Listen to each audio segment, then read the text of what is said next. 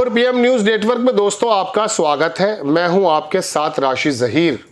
चीन के बारे में पूरी दुनिया बात करती है कि चाहो या ना चाहो वो आपके घरों में, आपके देशों में, आपकी मार्केट्स में घुस चुका है।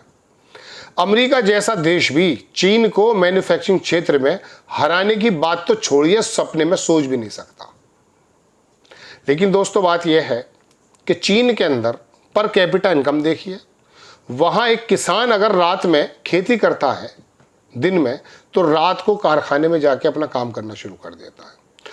पूरी दुनिया में मैन्युफैक्चरिंग क्षेत्र में उसने जो झंडा बुलंद कर दिया है उसको हटाना मुमकिन नहीं, नामुमकिन है। लेकिन दोस्तों बात यह है कि क्या ये सारी की सारी सामर्थ्य, सारी सलाहियतें चीन के अंदर हैं, भारत में नहीं है? या सिर्फ अगर भारत में नहीं है तो ये अडानी और अंबानी पूरी दुनिया में पताका क्यों फैला रहे हैं? आम आदमी की पर कैपिटा इनकम तो हालत से ज़्यादा ख़राब। बिहार की अगर ले लोगे तो बताया भी नहीं जाएगा। उत्तर प्रदेश के हालात ख़राब। ये तो शुक्र समझिए तमिलनाडु और महाराष्ट्र के लोग ये मिलकर के हमारी per capita income 2400, 2500, 2600 dollar per year कर देते हैं। हज़ारों की तो सोचिए भी मत। कोई 10,000, कोई 50,000, कोई 1 लाख डॉलर है। इस बारे में बात नहीं कर रहा हूँ। मैं सिर्फ ये बताना चाहता हूँ कि आखिरकार अंबानी में और अडानी में क्या सुरखाब के पर लगे हैं कि उनके कारोबार तो दिन दुगनी रात चौगनी तरक्की कर रहे हैं साहब, और एमएसएमई दम तोड़ रहा है। आप सोच रहे होंगे बिजनेस की खबरें बहुत दे रहा है, संभल जाऊं, सीओ की खबर लाऊं निकाल करके, या किसी मंदिर के नीचे घुस जाऊं, मस्जिद के नीचे के मैं मंदिर है यहाँ पर, बताइए क्या लेकर आऊँ? आप बताइए भाई, आपको तो इन्हीं खबरों में रोमांच आता है। इमरान मसूद ने क्या कह दिया है, नरसिंगा नानन जो है वो गाजियाबाद का, उसने क्या बोल दिया है, किसके पेच टाइट हो गए हैं। रात दिन गोदी मीडिया पे यही तो देख रहे हैं। चलिए खबर दिखाता हूँ, बड़ी इंपॉर्टेंट आपको। लेकिन उससे पहले एक अखबार के रिपोर्टर हैं बहुत शानदार, उन्होंने लिखा कि रगों में सिंदूर बहे या व्यापार, मुझे कोई फर्क नहीं पड़ता। देखिए दोनों चीज़ों पे आप समझिए, ये लाइन ये समझ लीजिए कि रगों में सिंदूर, अभी पता चला होगा आपको, मेरी रगों में सिंदूर दौड़ रहा है। अभी मोदी जी भी कह रहे थे ना, थोड़े दिनों पहले कह रहे थे कि मैं गुजरात से हूँ, मेरी रगों के अंदर वाणिज्य पैसा घूम रहा है। पता नहीं इनके खून में सिंदूर कब बन जाता है, पैसा कब बन जाता। अगली लाइन जो इन्होंने कही, मुझे कोई फर्क नहीं पड़ता। फर्क है अल्फाज। फर्क क्यों कहा? वो जो एक मोटा सा लड़का आता ना, छोटे से कद का, 12-15 साल का, जिसे भगवान मानने लगे थे, मुझे फर्क नहीं पड़ता, इस तरह से कह रहा था ना वो, उसे ही उसके पैरों में गिर गए थे बड़े बड़े बिजनेसमैन। ये है हमारी भारत की एक विडंबना कि इसी लाइन में ख़त्म हो जाती है कि आपके प्रधानमंत्री कभी सिंदूर बता देते हैं अपनी रगों में, कभी व्यापार बता देते हैं, और फर्क का तो मामला आपको मैं बता ही चुका हूँ। लेकिन आगे लिखा उन्होंने कि लेकिन भारत की आर्थिक बदहाली से फर्क पड़ता है। हर एक लैंग्वेज में ना एक जो है एक तंज है। इकोनॉमिक्स टाइम्स ने आज छापा कि 96% विदेशी निवेशक अपनी बोरी बिस्तर लपेटकर निकल चुके हैं। मैं आपको एक ग्राफ भी दिखाऊंगा, वो यूं जा रहा है ग्राफ। हम बचपन में पढ़ते थे रेखा गणित, हमारी समझ में नहीं आता था है क्या, अब समझ में आया कि विदेशी एफडीआई जो है वो पहले कितना था, 24 में कितना पहुंचा, अरब कहाँ पहुंचा हुआ है। बताएगा नहीं तुम्हें ये गोदी मीडिया, ये भारतीय जनता पार्टी का नेता नहीं बताएगा तुम्हें। तो जनाबे मन क्या हुआ, 96% विदेशी निवेशक अपनी बोरी बिस्तर लेकर निकल चुके हैं। भारत के बाजार में विदेशी निवेश सिर्फ 353 मिलियन का रह गया है। ये कोई नहीं जानता कि ये पैसा भी कब तक रहेगा। ये 353 मिलियन याद रखिएगा, इसका मैं ग्राफ दिखाने वाला हूं दूसरे अखबार से। कभी विदेशी निवेश जीडीपी का, हमारी टोटल जीडीपी का जो विदेशी निवेश कभी किसी ज़माने में 2.5% हुआ करता था, अब 1 से भी कम है। माहौल जब निकालोगे, तलवारें खींच के जो है बाकायदा सड़कों के अंदर यात्राएं निकालोगे, तो बिजनेसमैन कहेगा ये है कौन? बताइए। चीन के अलावा पूरी दुनिया में नज़र डालिए आप, जहां कारोबार करने के मौके हैं, एटमॉस्फेयर है, बंद कर दिया मुल्ला को उसने वहां पे, उसके अंदर जाके, और कोई यात्रा निकाल नहीं सकता। थप्पड़ लगेंगे पीछे से। आगे देख लीजिए जनाब मन, सिंदूर की बात करें तो कल मुकेश अंबानी ने जर्मनी की रेनमेटाल एजी के साथ गोला बारूद का समझौता किया है। यह खबर मैं पिछली एपिसोड में आपको जोड़ के बताना चाहता था, लेकिन चूंकि वो 8 मिनट हो गए थे इसलिए मुझे लगा अलग से बनानी चाहिए। क्या हुआ है साहब, अंबानी ने, मुकेश अंबानी, एक इसका भाई को तो दिया था वो राफेल का सौदा कि इसके जो है ना पेच वेच आप कस दिया कीजिएगा।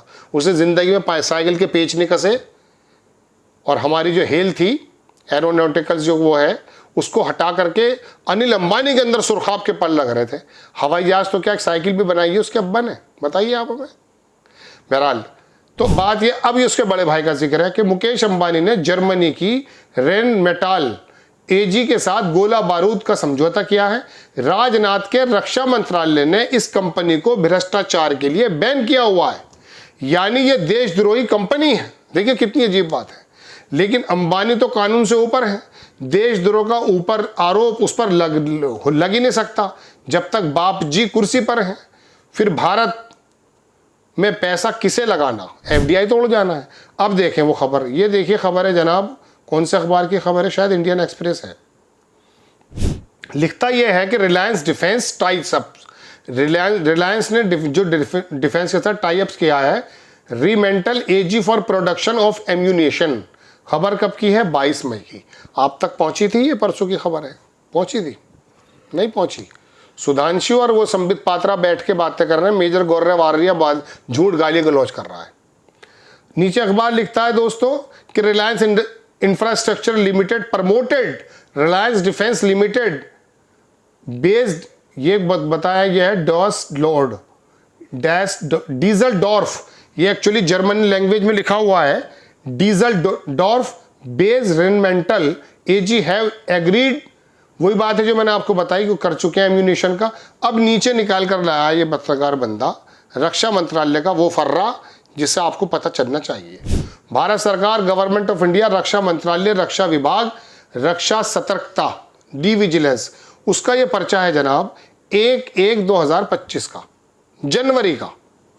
इसमें लिखा यह है कि डिटेल्स फर्म्स, उन फर्मों की डिटेल जिसको बार्ड कर दिया गया, on hold, suspended from doing business, ये पूरी की पूरी बात लिखी इन्होंने। अब नीचे उन कंपनीज का नाम है।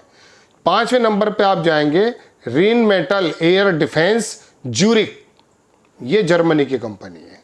इसके साथ की बात है। मगर ये खबरें तो बड़ी बोरिंग होती हैं, आपको तो कुछ मसाला चाहिए। मसाला कहाँ से लाऊं बताइए। खबर यह है दोस्तों कि ये 2-4 लोग बड़ा बिजनेस कर रहे हैं। एमएसएमई के हालात ख़राब हैं।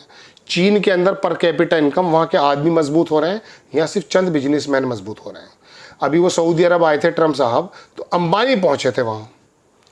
रशिया के अंदर जब विक्ट्री डे मनाया जाता तो वो चीन के शी जिनपिंग को बुलाता है, हमारे प्रधानमंत्री जी को 2nd नंबर पर रखता है। मना कर दिया था, खैर राजनाथ भी नहीं गए। लेकिन मैं कहना ये चाहता हूँ दोस्तों कि ये कारोबारी लोग, अभी आईपीएल चल रहा था पिछले दिनों, इतनी ईजिली आईपीएल के लिए जो है एनओसीज मिलती हैं हर एक देश से, हर एक शहर से, पता नहीं चलता। यहाँ सिर्फ और सिर्फ एक छज्जा निकालने की बात आ जाए मकान के, विकास प्राधिकरण के चक्कर लगाते लगाते मर जाओगे।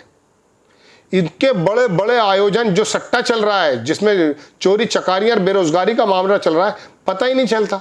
बिल्कुल एन मौके पे आके बंद किया था वो आईपीएल, जब पाकिस्तान पे बम ही मार दिया था हमने। उससे पहले बताइए, उसके बाद में फिर शायद चलने लगा होगा, मुझे मालूम नहीं। दोस्तों बात यह है कि ये इन बिजनेसमैन के लिए तमाम एनओसीज मिल जाती हैं। ये जर्मन ज्यूरिक की एक किसी ऐसी फर्म से काम करे जिसे रक्षा मंत्रालय बाकायदा बार्ड कर देता है, या कुछ और, पता नहीं चल पाता। लेकिन लड़ाइयाँ, अभी आ जाओ ज़रा सी कोई बात। आरएसएस के ऐसे ऐसे टूल्स देश के शहरों के अंदर, गलियों के अंदर बैठे हुए हैं जो छोटे छोटे झगड़ों को इस प्रकार का बड़ा बनाते हैं। अरे मंदिर पे हमला कर दिया, अरे आरएसएस के आदमी हम, अरे हम देशभक्त हैं, अरे पाकिस्तान परस्त हैं, जिसने ट्वीट कर दिया है इसे जेल डाल दो, इस प्रोफेसर ने महिलाओं के बारे में लिख दिया इसे जेल डाल दो। इसी काम में रह गए हो ना, इसी काम में रह गए सारा। वो वीरपाल, वो समरपाल जो पुलिस में बैठा, वो भी यही काम कर रहा है बेचारा। कचहरी के अंदर जो बाबू बैठा है वो भी यही काम कर रहा है। जजेस भी वही काम कर रहे हैं। फिर जजेस कहते हैं मैं तो पहले से आरएसएस का आदमी था। ये है वो चीन में, मैंने जो चीन से जोड़ा है ना शुरुआत में, वो इसी वजह से जोड़ा, क्योंकि वो ये काम नहीं कर रहे। वहाँ भ्रष्टाचार पे ही सबसे पहले उंगली वो लगाई गई थी। यहाँ क्या हो रहा है, जो जितना सबसे बड़ा भ्रष्टाचारी उतना ही बड़ा वो कर्मचारी बना बैठ। अभी एक IAS की मैंने सुनी थी खबर, कई 100 करोड़ रुपए का मसला है साहब। ये आसान लैंग्वेज में, दरअसल दोस्तों इसलिए खबर बता रहा हूँ, बताइए ये पढ़ना मेरे लिए मुश्किल हो गया है जो अंग्रेजी अखबार छापता है, बताइए क्या करें। और ये गोदी मीडिया क्या कर रहा है, ये हंगामे कर रहा है। फला मौलवी ने यूं कह दिया, अरे जेल डाल देना उसे, जिक्र मत कर उसका। आपको खबर कैसी लगी अपनी राय कमेंट्स बॉक्स में जरूर दीजिए। चैनल को सब्सक्राइब कीजिए, शेयर कीजिए। नेक्स्ट टाइम मैं किसी खबर के साथ हाजिर होता हूँ। जय हिंद।